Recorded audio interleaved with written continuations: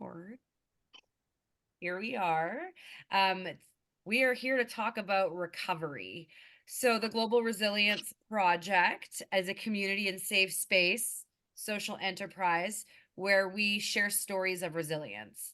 Sharing your story is scientifically proven to help you get through your challenge.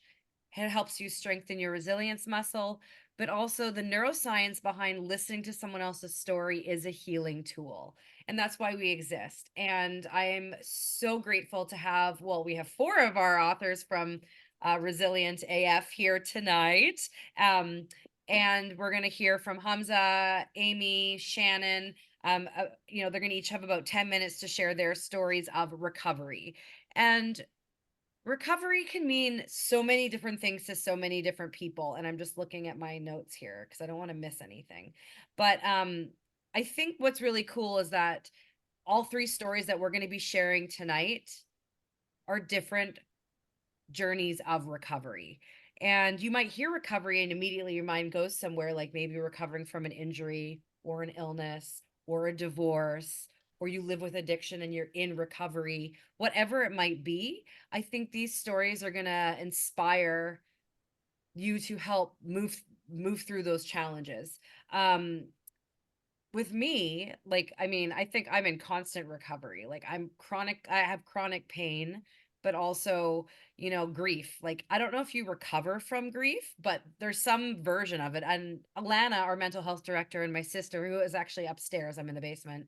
Maybe you could speak a bit to like what recovery means to you in a second before we dive in, to Amy's story. But, I am sober. And so you can say I am in recovery. I am, recovering from grief, but I don't know if I'll ever be fully recovered from grief. I have injured myself a lot, and over the last like decade, I've fallen off fences and been in many car accidents, and I live with I don't know. I learned I can't really go on fun rides at carnivals anymore. We went to Disney, and all Alana talked about was how cool Space Mountain was, and I cried. My brain doesn't like rides, so that's like I think a getting older concussion situation. But Alana, I'm just going to pass it over to you for a second to talk about recovery. Yeah, thank you. Recovery is such an interesting term, word, whatever you might say, because as you said, Blair, I don't think like you can recover from something, yes, like something tangible, like yes, like if you break your leg, you can recover. At the same time, you're no longer that same person that you were when you broke your leg, or you were before addiction, or within grief or whatnot. So similar to how we talk about resilience and how you bounce forward from resilience, I think with recovery, it's like it's a spectrum, and recovery is kind of like an onion to me, in that you peel the layers as you move through it, and you discover new things about yourself. And I'm sure that's what we will hear tonight with these three stories, is how being in recovery had taught these three folks stories about themselves, or helped them realign their vision. I love that. Thank you, Alana. So I want to invite Amy. I was going to say to the stage, to the screen, and just invite you to share your story of recovery. What happened, your challenge, your story, how you overcame it, how you recover, and how you define recovery, and also talk about your book, please. Absolutely. Thank you so much for having me, Blair, and for offering this opportunity to share our stories and to get this message out there. It's so important. When I was thinking about this and what I would talk about, thinking about the word recovery, I don't like that word. Like, it just doesn't sit well with me, because it insinuates that there's something is finished, that it's over, that's happened, it's done, we're moving on. And that's not the case. I like the word reclamation better. It's a reclaiming of who you are. In my situation, it's not, recovery is more of a reclamation of, I'm reclaiming who I was supposed to be, who I am intended to be. And so I am now an inspirational speaker, a best-selling author, I'm working on a TED Talk, I have all of these accolades that never ever in my life did I think would happen, but it hasn't always been that way. That's the life I live now, but my life has not always been that way. In 2014, which was 10 years ago, I was working at a major university and have 3 kids. I was momming, running them everywhere, doing all the things and volunteering. So working at a major university is not like a regular job. It's lots and lots of hours. 3 kids, volunteering. I was never sitting still. I was always doing something. And so one night I got up during the night because I felt sick, and I ended up passing out and landing on my face on the hardwood floor. The impact from that sheared my brainstem, caused a traumatic brain injury, and it actually broke my neck, but that went undetected for 6 months. So I was living with a broken neck for 6 months before anyone ever decided to look at my neck. But for the first year after that accident, I had to lay flat in a bed for 23 hours a day. I appreciate your understanding as the emotions arise, because they always do. I couldn't walk, I couldn't talk, I couldn't hear or see correctly. I had to wear a cover over my eyes and earplugs in my ears. And I completely missed that entire year of my kids' lives. My daughter was a senior in high school, my son was a freshman in high school, and my youngest son was 4 years old. And I completely missed that year of their lives. I went from one day doing everything for them to the very next day, I couldn't even take myself to the restroom. And so I felt like such a burden to them because I couldn't do anything for myself. And so I just went into this deep, deep, dark place that I would never wish on anyone. And we have all been there at one point or another. I feel like most people have been there. And when you're there, it's like your thoughts are just very foggy and muddy, and there's not a real clarity. There's just like you think things that you wouldn't normally think. You have emotions and feelings that aren't normal. And so that's where I was. And so I began to pray, and I prayed and I prayed and I prayed that I would die, because I wasn't living, I was merely existing. I couldn't lift my head off the bed. Nobody could figure out what was wrong with me. I did not want to live that way. I did not want my family to live that way, because to my kids, I was essentially dead. Like, they couldn't talk to me. It was miserable.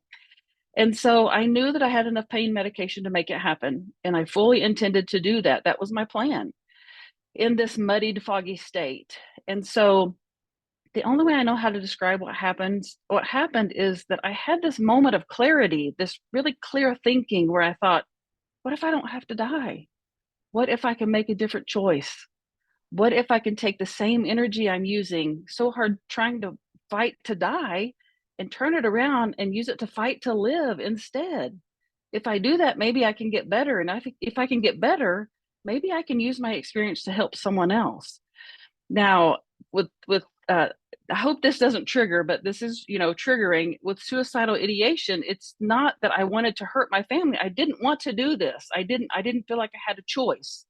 And so I didn't want to make this decision, but I was just in such a deep, dark place that I am a former social worker and educator, and it was that peace and that voice that said to me, what if I can use this experience to help other people, that like jolted me and caused me to press pause on this plan. Maybe because I had been helping people my entire life, maybe if I can still help people, this might be worth giving it a try. And so I switched my mindset. I chose to fight to live with the intention of using my story to help other people. And that's exactly what I get to do now. While I was laying in that bed, so much introspection. At first, it was all negative. I was just bemoaning my life because it was so miserable. I couldn't do anything I could do before. But now I realize that maybe I can do something. Maybe I can make a difference in people's lives.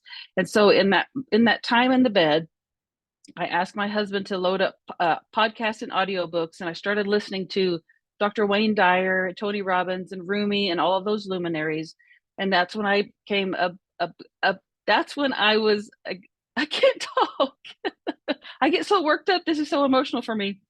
That's when I learned the wisdom of Rumi. And this poem is the one that struck me, and it's the one after which I named my business. And it goes like this: Ye who seek God apart, that which you seek thou art. If you wish to seek the beloved's face, polish the mirror and gaze into that space. That told me that every answer I seek can be found within. I don't have to look outside myself for all of the answers I'm looking for. They're found within me. They're packed way down deep in there because I've put things on top of them, the emotions and everything that I don't ever want to surface again. But all the answers are in there. And so I had to be willing to go down deep, to do much introspection and figure out, okay, how do I get to that place within me and do the work that was necessary to be able to look myself in the eyes in the mirror and not freak out and get in touch with my authentic self, reclaim the person I am intended to be, that I was intended to be, instead of this notion of recovery that we're always working to get somewhere, we're always working to gain something. That I ended up being able to reclaim who I was, who I am, and who I'm intended to be, that authentic self of mine. And so that's my take on recovery. That's the short version of my story. It's very extensive. And so I did put it in my book, which is a 10-year chronicling of this journey. It took them 6 years to figure out why I passed out in the first place and the true extent of the damage to my neck. And so it's just me fighting my way through the medical system and living with a disability.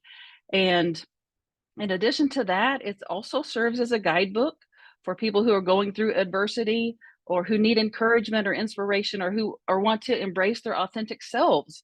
Because I've included 3 sections called Polishing the Mirror in Real Life, where I give you just a tidbit of what I did to be able to pull myself out of that and be able to go from being incapacitated to now living an empowered life.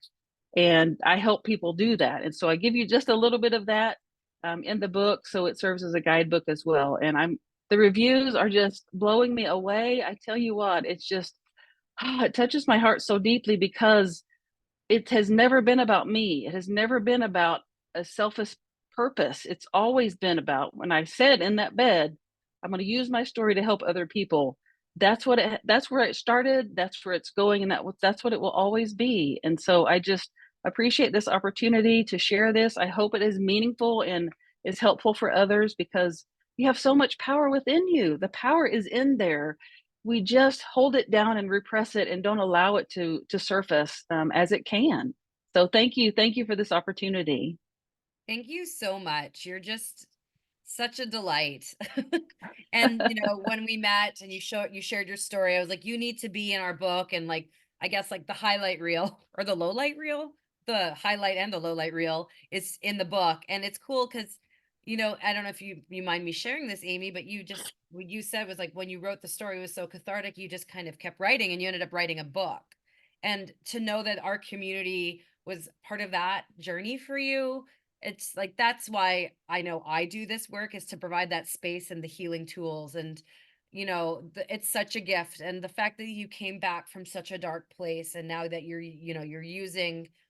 turning your pain into purpose and using your lessons to help others, is such a beautiful gift. So thank you so much, Amy.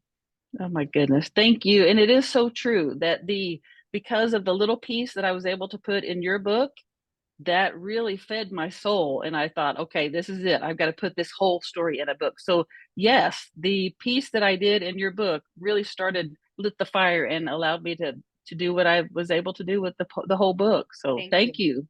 Thank you. And it's our book. It's not my book, it's our book. Yeah. So Hamza, so what's really cool, I'm excited to hear your story. You and I have a lot of similarities, and what's really special is that your partner's sister was actually in our first book. And so it's a Yeah. super cool connection. We've never met in person, but we're both in the same country. And Jana, who's in our first book, is one of my good friends from when I lived in Pemberton. So I'm really excited to have you here to share your story. Let us know a little bit about you and your story and your journey with recovery. Yeah, thank you so much for having me on. And Amy, that was just have to say that was so moving. Like I don't think I even blinked while the whole time you spoke. That was very, very, very touching. So I'm very happy for you to see you the way you are now. My father went through something similar where he couldn't move for 6 months, and I was just a kid at that time, so I know what that's like. But anyways, about me, I my story is more of I would say, a very common story, especially in my generation. Born in the 80s, and in and around that time. I I mean, I had a good childhood.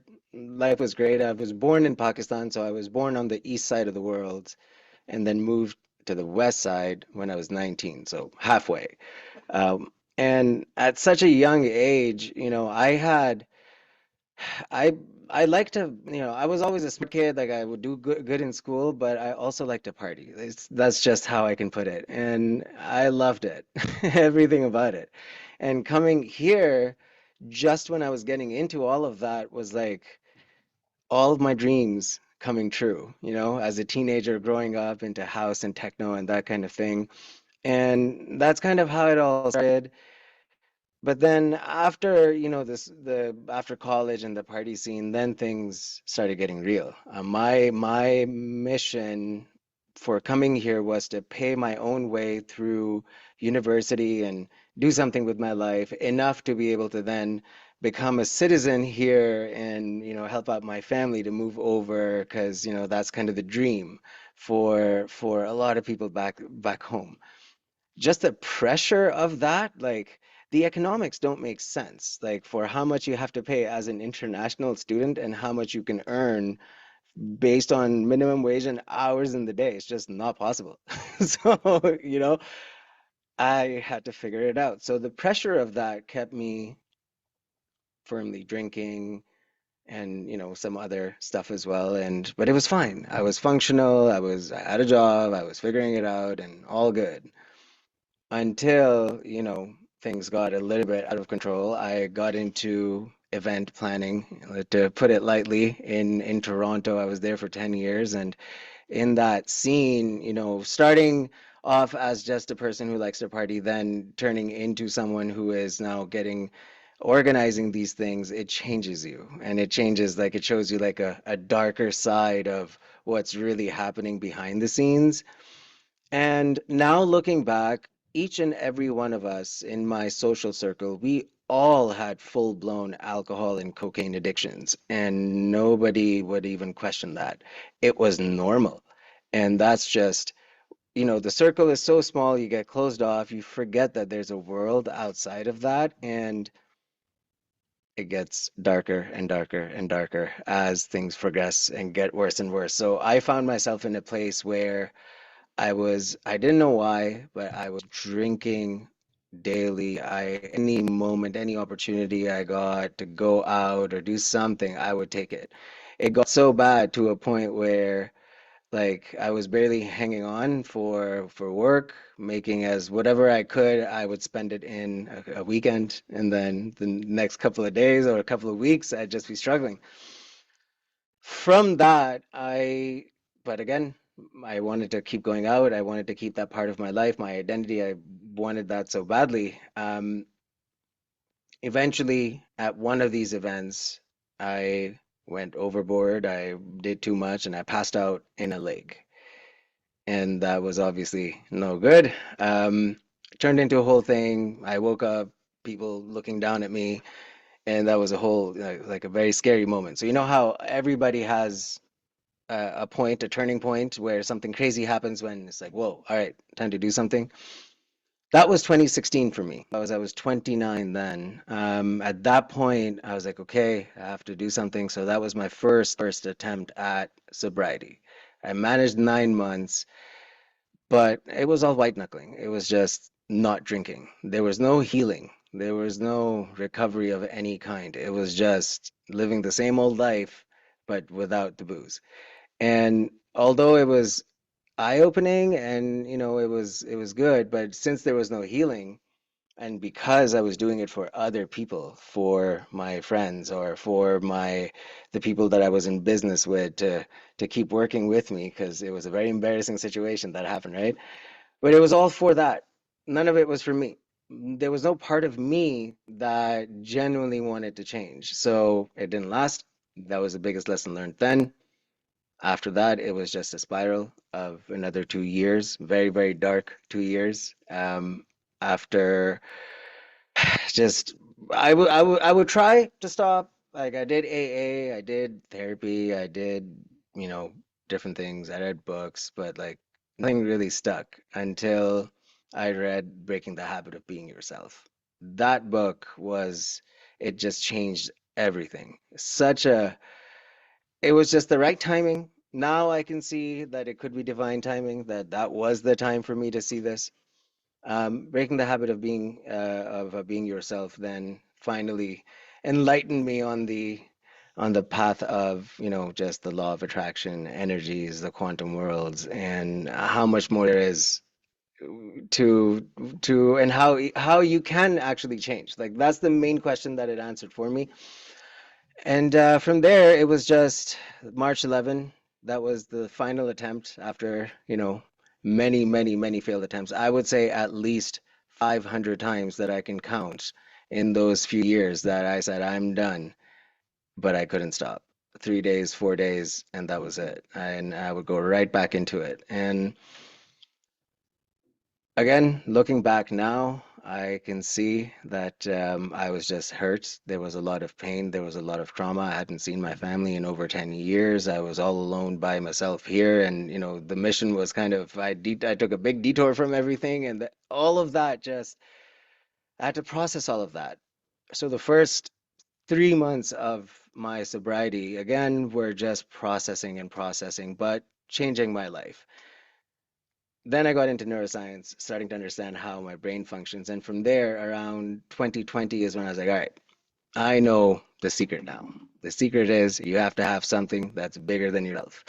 So what is it? How are you going to do this?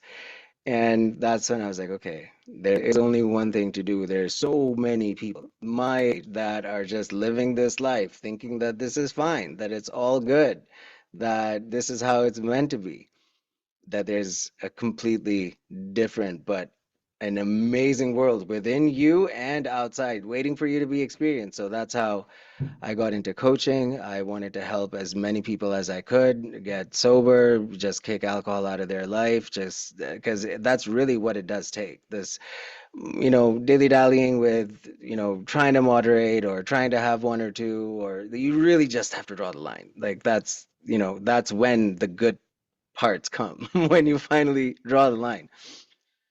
And I mean, from there, it was just a journey of growth, evolution. I learned meditation. I studied MBSR, mindfulness-based stress reduction. That really helped me help other people with the stress and all the, you know, some of the root causes that I learned later that, okay, mostly there's some major common root causes. Stress is one big one. The state of the world is another, you know, not having enough hours in the day. Parenting is hard, like especially single people. I don't know how they do it. Like it's insane. You can't work and take care of other people at the same time. It's just, this doesn't work this way. It's all broken. And the whole, I mean, I don't know if we have time for that, but at the end of the day, one year after another, after another, after another, I kept evolving. And today, you know, from meditation, went on to breath work, from breath work, went into recovery coaching and combined all of those modalities. And today, I have this beautiful thing where I have a community, I have a program. I teach people how to use their breath to solve some of these big, big problems. And it's liberating for them, and it's so liberating for me. And honest to God, it's just such a wonderful life. That's all I can say. That's my story. I went from, you know, at no point did I want to end anything, you know, but it was pretty bad. And bad in the sense that on the outside, no one could tell. Even my own mother couldn't tell that there was something wrong. Even I had convinced myself that there was nothing wrong. And that's the big thing. And that's where millions of other people in the world right now are going through the same thing. And through the way of breath, meditation, looking inward, exploring, visualizing, And the biggest lesson that I learned is that I've been on a straight train in the last 3 years, visualizing what I want in my life and just manifesting it. And all I do is help other people and spread my message, and it keeps happening. I don't know how, and it's not my job to know how. My job is to be ready for what I have received, or be ready for to receive what I have asked for. So, Blair, thank you so much for having me. I'm so glad I could share my story. Hopefully, this resonates with a lot of you guys. And yeah, thanks once again. And thank you so much for sharing. And as someone who struggles, has similar struggles to you, it takes a lot of work, a lot of patience, a lot of time. And I think um your 500 attempts, or every attempt we have is part of the path to sobriety. And the fact that you have found it March 11th 2020, was that your first day of like your last? Yeah, Yeah, so 4 years. That's a huge deal. yep, And the fact that you're able to turn your pain into purpose and be that support for others using the modalities that work for you is so important. Breath work on its own is so important. Without breath there's no life. And I love that. So yep, I invite everyone to check out all the work that he's doing. And if this conversation resonates in a way where you've been thinking about reducing or cutting out substances or alcohol, you have the right people on your side. You have our community, you have Hamza. So thank you so much for sharing your thank you. journey. I'm really proud of you because I know how hard it is. And I know, it's hard. It's Sobriety is a gift. Yeah, the most comforting thing is knowing that everything happens for a reason. I had to go through those years to learn and become who I am today. It's all part of the divine plan. So letting go is the best thing you can do. I love that. Well, Yeah. thank you so much. And now we're going to invite up Shannon. I've known Shannon for a while now, probably since right before the pandemic, or in the pandemic we met. It feels like just yesterday. But she has such a phenomenal story, and she's a true warrior. And so I invite you to let us know who you are and share your story. Well, thanks, Blair. Thank you so much for inviting me. And I'm just blown away with the stories from Amy and Hamza. What true stories of resilience right there and different perspectives. And I really enjoyed what Amy, how you said it was a reclamation, not a recovery, because I am still actually dealing with my issue. So, and I might get emotional because trauma never really goes away. You just kind of peel off the onion, and then another layer is there, and you're like, oh, I guess I got to deal with this now. But I have my crystals, which is good. And they play a big part in my life. So in 2015, I was a single mom. My son was 12. I had been working as an attorney with a law partner for a few years, and I was really excited. And I remember going on a vacation with my friends, and I thought, wow, my period's coming here early. This is kind of weird. Well, then I started having a period that never went away. And I started going to the doctors, and they're like, oh, it's just fibroids. It's okay. Let's try this. It'll eventually go away. It didn't go away. I remember going to the hospital, like birthing huge blood clots. And I'm like, this is not normal. This is not normal. Going back to the doctor saying, I don't know what's going on. Meanwhile, in the ER, I'm being diagnosed with an abnormal period. The doctor is then saying, oh no, maybe it's, hormones. Let's get you on these pills. Take a whole bunch of pills. Still not. Oh, maybe let's ride it out. Okay. So this issue started in July, actually end of June, right before my birthday, July 6th. By September, I still hadn't had an answer. Finally, I decided, you know what? I have had enough. I am going to try something different. So Meantime, I am trying to handle my son, who is now in junior high. He's in, 7th grade, going through all this middle school stuff. I'm the rainmaker of my law firm, and I'm getting more and more tired. October rolls around. I'm bleeding and bleeding and bleeding, and it never stops till finally I said, that's it. November. I have a new doctor who then is like, well, let's see what you have here. Let's give you some other medicine. And if it doesn't go away in 2 weeks, we're coming back. So I come back. And then he's like, no, it's not working. Let me try and do an ultrasound. And then he's like, you're bleeding too much. I can't figure out what's going on. So he asked me to come into his office. And he's like, I'm going to refer you to an oncologist. We're in November. I was been having problems since July. Then it became Thanksgiving. Then it became, Christmas holidays. I didn't get in to see her until December 18th. It was like my son's last day of school before his 13th birthday on the 24th. I went with my mom. And the whole time I was sitting there, I knew there was something wrong with me. I just knew. The oncologist did the biopsy. And when she walked into that room, I knew. On her face, I saw it. She said, you have cancer. I was young. I was only 42. My son was turning 13. I had a good law practice. I was like, what am I going to do? I couldn't. I went into this shock. Like, I thought I was like in a movie. Like, this is not real. I kept saying, like, this does not feel real to me. And the whole time I said, well, you know what? I am going to let my son have the ability to spend time during Christmas and everything else. And then I got the call from the oncologist saying, there's something odd about the cells that we have from the biopsy. I'm like, well, what do you mean by that? She's like, oh, we need to look more into this.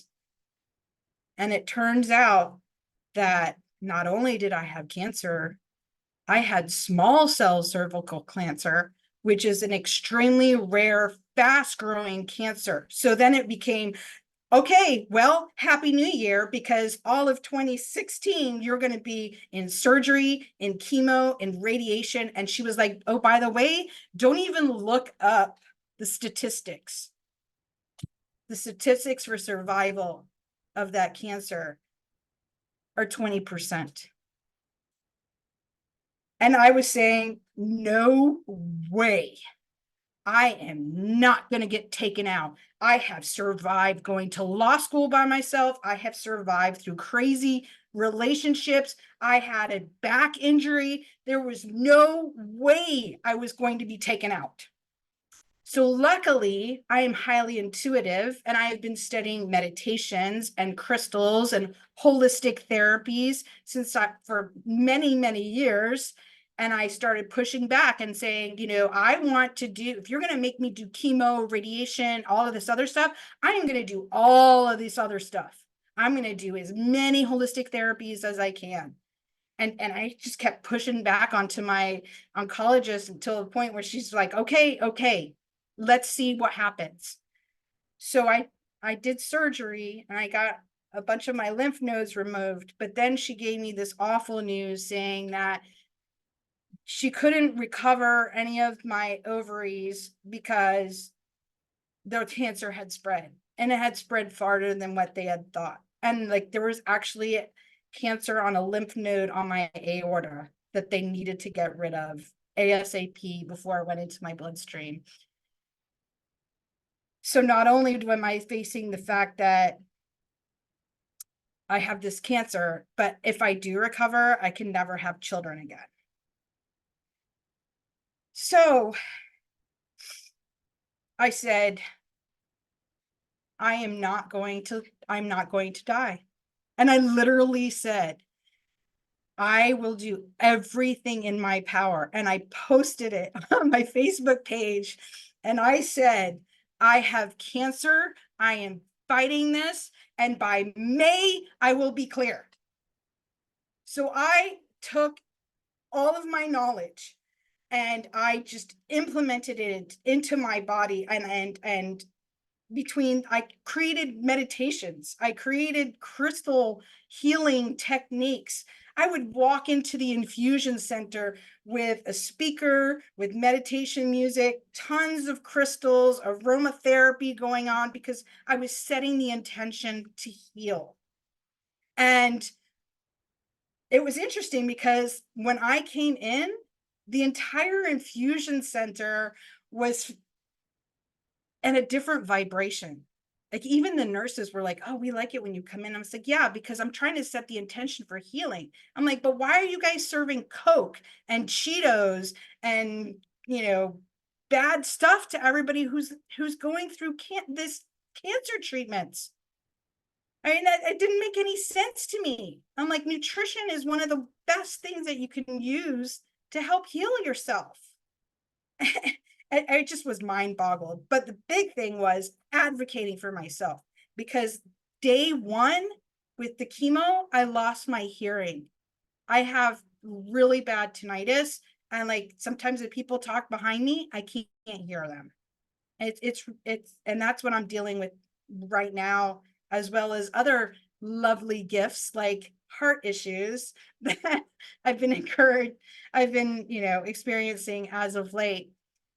But during that time when I was going through the cancer, I started fighting. I remember looking death in the face and saying, "You are not taking me away."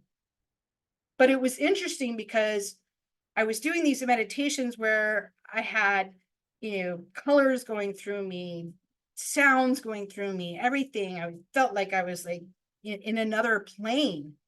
And I remember having this conversation with Jesus, universe, whatever you want to say. And I said, "Please, I will do whatever it takes if you just spare me." And sure enough, it was interesting because then the transformation happened where instead of fighting the cancer, I started loving it. I started loving it. I started loving myself. I started forgiving anybody who did anything wrong to me, and loving and loving. And sure enough, by May, I was clear. And I have been clear since May of 2016. So because of that journey, I started getting even more into the different holistic therapies that I was interested in. I was looking at crystal therapy more. I started taking more classes on shamanism and learning more about neurofeedback and biofeedback and anything I could get my hands on to help me with healing. And sure enough, after all of that and integrating all of that into my life, instead of me being Shannon the lawyer and Shannon the holistic practitioner, now I am actually integrating all of those holistic things into my law practice to help entrepreneurs be better and to improve themselves, especially if they understand like even their human design. I'm like, I have all these tools that I love to share with people because I believe I was kept alive to help people become better versions of themselves, to change the vibration of the world. And so I'm just very excited about this journey. And yeah, recovery is not it's not finite, like it's ongoing. Like like I said earlier, like you take one layer and you peel it off and you find something else. I mean, and when you look at life ends when you die, right? This is a journey. So of course you're going to be discovering new things all the time. So thank you so much for allowing me to share my story. And I hope that it is inspiring to anyone who is out there. You are so inspiring because, yes, you survived law school, and from my understanding, that sounds like it's harder than cancer. But like, you've built such a beautiful practice, and like getting to know you over these years, and like with a 20% chance survival rate, and you did it. And that, I think one of the most beautiful things about your story was that you decided to start loving the cancer. And I don't know much about, you might know this probably, but like the frequencies, like the frequency of abundance and love, like there's something there, right? And the fact that, you're here to tell the tale and help others, and that you've taken what you've learned and you're bringing it to business and to helping people, it's such a gift. And I really appreciate you sharing your story in our book and here with us today. So thank you so Wow, much. both of you guys just crazy. There's a whole book of Um, stories. But and it's an intimate group tonight, and maybe we could just have a bit of a roundtable discussion about, I love Amy, what you shared about how instead of recovery, it's reclamation. And Karen, like, I know you're a guest here, you're not in the book, but like you're going through it right now. You just had surgery on your face. Like, I think there's something very much relatable amongst all of our stories, and that we are resilient, we are able to bounce forward, and we have these stories, and we can pretend everything's okay, or we can show up and share our stories about the challenges we've overcome and how we did that, so we can help others through their shit. Well, first of all, I want to say to all three of your guests so far, inspiring. Two of the stories I can relate to. I fell flat on my face and crushed my nose in my bathroom. I was unconscious and fractured my skull, so I can relate to your story. And then the cancer survivor. Well, I am also a cancer survivor times three, and I found it very intriguing to hear how you love the cancer. Um, I can't say that I loved my cancer, but I understand how you could embrace that. So that was very interesting to me. And your story about addiction. My father was a Second World War soldier, and his first experience at 19 was liberating the concentration camps in Europe. And he became an alcoholic. He suffered from serious PTSD. So I live with an alcoholic, and I know exactly how hard it is to overcome that addiction. So to all of you, amazing. Thank you, Karen, and thank you for sharing that.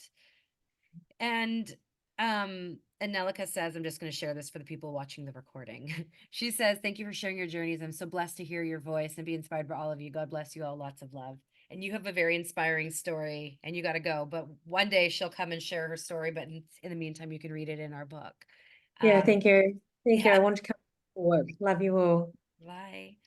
Um, I want to go back to the word reclamation, and, kind of talking about that a bit more, because I don't know if Shannon or Hamza has, or even you, Karen, have heard that, way of looking at recovery. And I think that could be a cool thing to kind of jam on.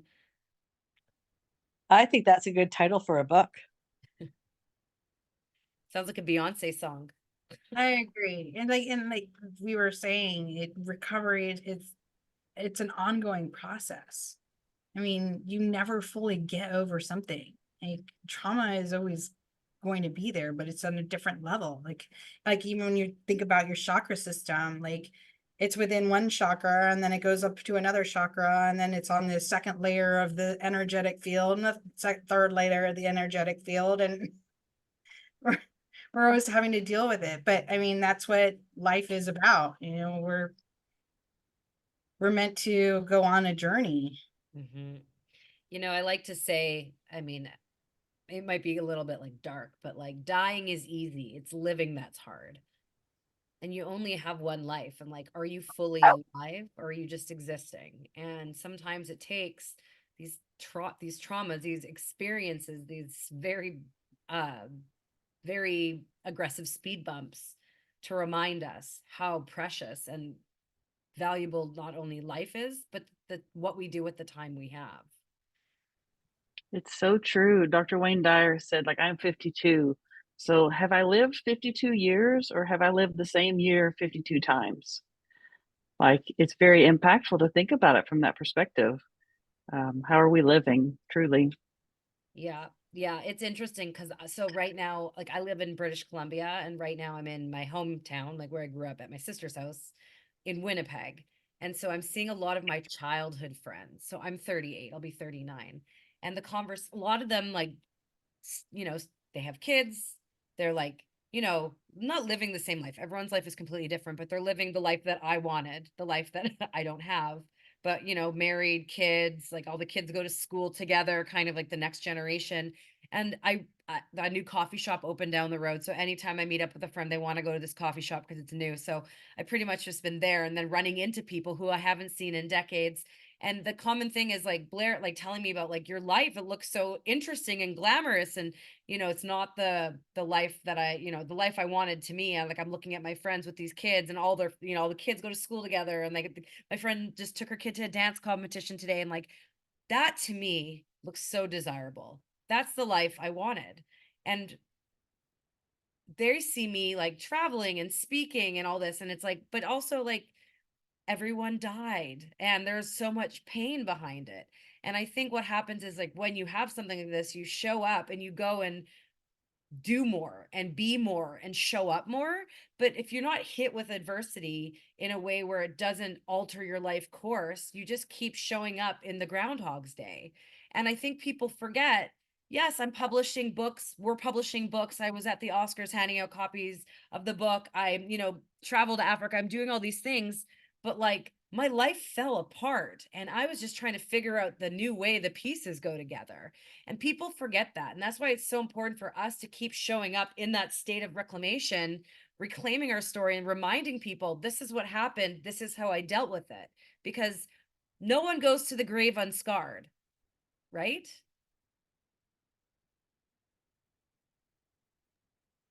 Everybody has trauma. I like that word reclamation. I think that, I mean, I could talk to you guys for hours about what I've been through, but I'm a survivor. I think we're all survivors. We're doing the best we can. We're doing the best we can with our lives. Yeah. And we need to really focus on us. I think we become a society of uh, instant gratification with material things. And I think we need to look inside and be gratified with what we offer and what we have. Mm-hmm. Yeah, and I think that's really interesting. Hamza had to pop off, but he just said it's bedtime for the kids there. But he said loved all the stories and he's so moved by them and he hopes we all have a great night. So I just wanted to read that because when the replay happens, he's not here. I think I just want to end on a bit of a note because I feel like we could keep this conversation going. And like Karen, I invite you to connect with Shannon and with Amy. I know you're on social if you want to reach out to them or however, and anyone else that's out here watching this, like connect with our authors or co-authors or anyone that's here that's open to connect. Like we're social beings. We're meant to walk through life together. And Yeah. it's okay to not be okay. And it's really easy to feel so alone. As soon as our second book came out, Resilient AF, not only did it become a bestseller and you can buy it on Amazon, hardcover, paperback, and ebook, people started reaching out. How do I tell my story in your book? So we are working on another book. So if you're watching this and you feel like it's time to share your story or your friends are in the first or second book, I'd love to connect with you. We have limited spots available. I'd say maybe 1/5 of them might be already taken, but the power of storytelling is bigger than I think I even understand. And even just from watching this last hour and the power of it and the connection we all have, Shannon and Amy and Hamza and Karen and Alana. And I mean, I know everyone in Alana knows them because of the book, but we don't know each other. We're literally in different corners of the continent. And I mean, Nelika came from Bali, like, so different side of the world. But that one common thread between us is that we're human. Right. And I think that's the thing is like when we show up as we are with the good, the bad, and the ugly and the like beautiful, because the ugly is beautiful, it gives permission to others to show up and to start their healing process. So I want to thank everyone for being here. Thank you, Alana, for coming and helping us kick off the event. Karen, thank you for coming. Thank you to everyone who is watching this. Thanks to Hamza, Amy, Shannon. Shannon, we're here for you during all your journey, your health, your heart. You know, your business's name is it's Heart Song. Yeah, I'm the Heart Song lawyer, Heart Song legal, Heart Oh, I Song, love it. because I say it's not your passion, it's your why, it's what makes your heart sing. And she's helping us with a trademark. Oh, fantastic. Yeah, she's amazing. But yeah, I just thank you for showing up and sharing your stories, engaging in conversation. And I just want to remind everyone, you can visit us, theglobalresilienceproject.com. You can connect with us there, but you are resilient. Being resilient is an instinct. We all have the ability to bounce forward from a challenging experience, and it's okay to not be okay. You will get through it, and we appreciate you. So thank you. Thank you so much, Blair. Thanks for coming, everyone. Thank you. Have Bye. a safe night, everybody. Take care. Bye.